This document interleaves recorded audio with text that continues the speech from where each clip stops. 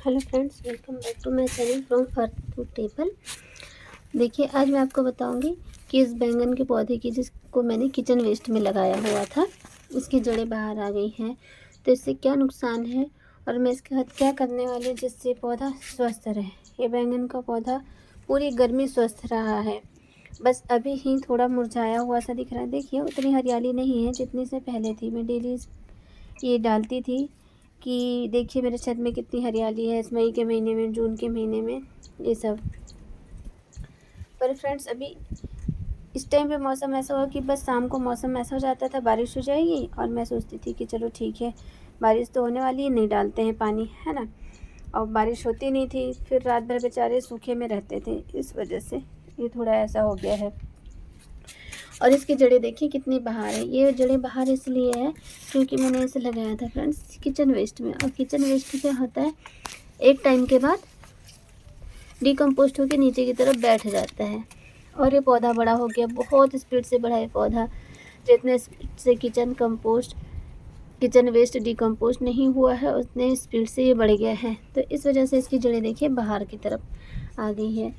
और एक बिल्कुल नोटिस करने लायक बात ये होती है फ्रेंड्स कि जब पौधे की जड़ें बाहर आने लगती है तो वो पौधा ऑटोमेटिक सूखने लगता है। क्योंकि जब पानी उड़ता है ना, तो वो मिट्टी से नहीं उड़ता, डायरेक्ट उनकी जड़ों से ही उड़ने लगता है। तो इसलिए वो पौधा बहुत जल्दी सूखने लगता है। ये सेम कंडीशन रिपीट हुई थी फ्रेंड्स मेरे अनार के पौधे के साथ, जिसे मैंने मरने से बचाया था जैसे तैसे उसे रिपोर्ट करके भरी गर्मी में। और फ्रेंड्स वो सक्सेसफुल भी रहा, और उसमें अभी खूब सारी फ्लावरिंग एंड फ्रूटिंग हो रही है। तो आज मैं इसे इसी तरह से बचाऊंगी, और इसके लिए मैंने बहुत अच्छा सा सॉइल मिक्स बनाया हुआ है। ये देखिए, ये सॉइल मिक्स मैंने इसके लिए बनाया हुआ है। ये डाल के आज मैं इसे बचाऊंगी, जिससे ये बढ़ेगा दुगनी तेज़ी से और देगा हमें बम्पर फ्रूटिंग। और एक चलेगा बैंगन का पौधा सालों साल, एक पौधा चलेगा सालों साल, 2 साल 3 साल ये मेरा बैंगन का पौधा चलेगा फ्रेंड्स। तो देखिए, मैंने इसकी गुड़ाई दूर दूर से की है। ये देखिए, ये जो दिख रहा है ना, ये लोबिया की बेल है। इससे मुझे कोई लेना देना नहीं है, क्योंकि ये सही ग्रोथ नहीं कर रही है, काफ़ी टाइम की हो चुकी है। एक्चुअली मैंने इसे ना काफ़ी लेट रिपोर्ट किया हुआ था। इस तरह के नर्सरी बैग्स में मैंने लगा दिया था, क्योंकि ये जो दानेदार सब्जियां होती हैं ना, इनसे हमारी मिट्टी में नाइट्रोजन बढ़ता है। तो ये सोच के मैंने नर्सरी बैग्स में लगा दिया था, और इसे रिपोर्ट करने के लिए मेरे पास कोई जगह खाली नहीं थी। बाद में जब ये जगह खाली हुई तब मैंने इसे यहाँ पर लगाया, किससे, लोबिया की बेल को। तो ये लेट होने की वजह से सही ग्रोथ नहीं पकड़ पा रही, इसलिए मुझे इससे कोई लेना देना नहीं है। अभी मैं फ़िलहाल केयर करूँगी बैंगन की। अब जो मिट्टी डालूँगी वो तो जाएगी इसमें भी, पर मेरा टारगेट यही है। तो चलिए दिन में दिखाती हूँ मैं क्या डालने वाली हूँ। ये देखिए फ्रेंड्स, ये है मेरी गार्डन सॉइल। ये देखिए, ये मेरी गार्डन सॉइल है अप्रोक्स 60%, और ये 40% ये वर्मी कंपोस्ट है जो मैंने घर में बनाया है। गोबर के उपलों की जो खाद है, इसे मैंने केचुए डालकर बनाया था। और इसे मैंने जिस तरीके से बनाया था वो उसका वीडियो मैंने अपने चैनल पे डाला हुआ है, आप लोग देख सकते हैं। और फ्रेंड्स, ये है सरसों खली। इसे मैंने अभी अभी कूटा हुआ है, ग्राइंड किया हुआ है अपने हाथों से, क्योंकि इसे मैंने तेल रिफाइनरी से लाया था, जहाँ पर तेल निकाला जाता है वहाँ से ये असली सरसों की खली है। ये फ्रेंड्स चूना, ये करीब 2 मटर के दाने जितना है चूना। तो इससे चलिए मैं यही मसल लेती हूँ। क्यों मसल लेती हूँ, क्योंकि इसमें हमने मिलाई है ये हल्दी भी। हल्दी मैंने मिलाई है लगभग 1 चम्मच। अब चूना और हल्दी का जब कांटेक्ट होता है ना डायरेक्ट, तब वो रेड हो जाता है, उसमें केमिकल रिएक्शन होने लगता है। इसलिए मैं इसको हाथों हाथ यहाँ मसल लेती हूँ, ताकि ये चूना मिट्टी में मिक्स हो जाए, डायरेक्ट हल्दी के कांटेक्ट में ना जाए। उसके बाद ये फ्रेंड्स, ये नीम खली, 1 मुट्ठी करीब नीम खली है, 1.5 मुट्ठी के करीब होगी नीम खली, और 1 मुट्ठी से कम है सरसों खली। मतलब जितनी नीम खली है उसकी आधी सरसों खली है।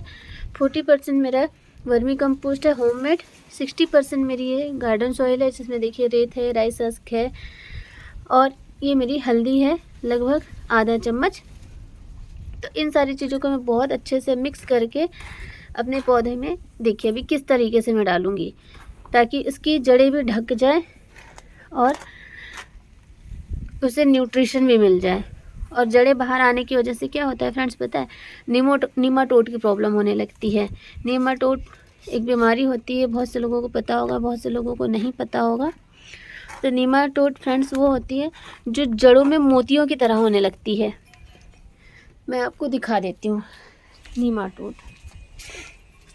ये देखिए, ये मेरी लोबिया की बेल में लग रखी है नीमाटोड। अब इसकी भी कहानी सेम है जैसे मैंने बताया ना कि बस मैंने लगा दिया था और मेरे पास कंटेनर नहीं था, इसलिए मैंने रिपोर्ट नहीं किया था। ये देखिए किस तरह से मोतियों की तरह हो रखी, दानेदार हो रखी है जड़ें।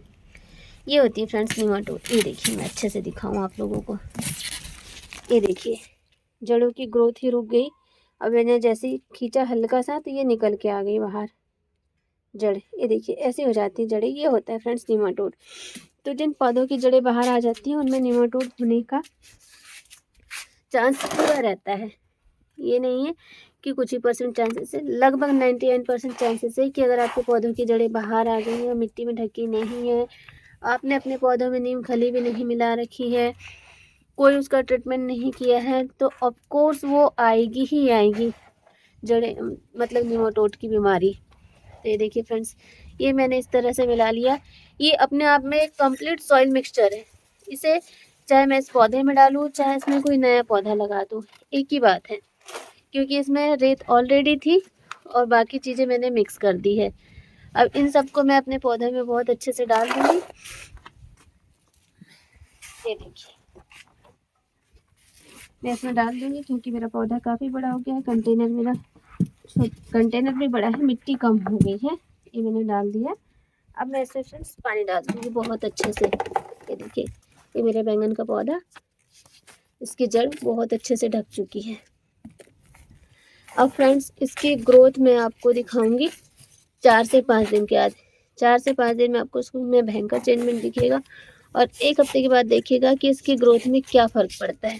तो फ्रेंड्स इस तरह से हमने बचा लिया अपने बैंगन के पौधे को और दे दिया इसे कंप्लीट न्यूट्रिशन, क्योंकि नीम खली, सरसों खली, हल्दी, ये सब न्यूट्रिशन रिच होता है। प्लस हमने वर्मी कंपोस्ट डाली है, वो भी होममेड।